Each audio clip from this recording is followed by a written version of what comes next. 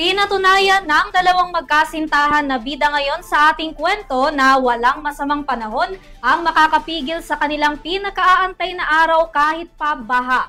Sorry na lang kay Bagyong Krising at Habagat dahil tuloy na tuloy ang kanilang kasal. Silipin natin ang Love Conquers All ng dalawa mula sa balitang Good Vibes na ihahatid sa atin ni Aika Yubal.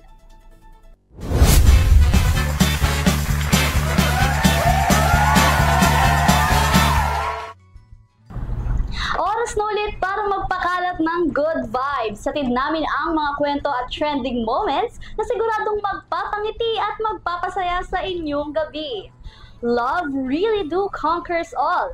Yan ang pinatunayan ng newlyweds na si Jao at Jam dahil tuloy ang kasal kahit bumubuhos ang ulan at bumabaha.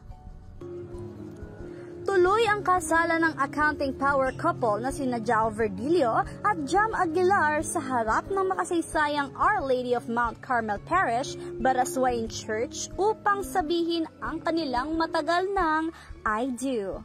Sa video ng Kenyo Brothers, suot-suot ni Jam ang kanyang wedding dress at dahan-dahang naglalakad sa aisle na parang maliit na ilog at mala crazy rich Asians ang ganap. Pero ang Pinoy plot twist, tubig baha ang nagmistulang Crystal Creek.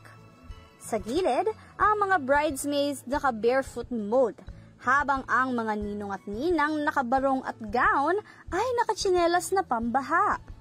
Maging si father mismo ay naka-rubber sandals habang nagbibigay ng basbas sa ikakasal. Ayon sa isang panayam kay Jao, 2 taon daw nilang hinintay ang date na ito, kaya kahit bumuhos ang ulan, hindi sila natinag. Paglabas ng simbahan, may improvised dry me station, portable blowers, tuwalya at libreng kapeng barako para sa mga nanginginig na ninang. Wala ring nasayang na moment dahil kahit ang ring bearer na basa hanggang tuhod ay proud pa ring ifinlex ang singsing sa kamera. Sa dulo, napatunayan ni Jao at Jam na kapag tunay ang pagmamahal, walang makakapigil. Baha, bagyo o habagat, lahat yan kayang suungin ng dalawang pusong umiibig. At yan mga balitang maghahatid ng happiness ngayong gabi.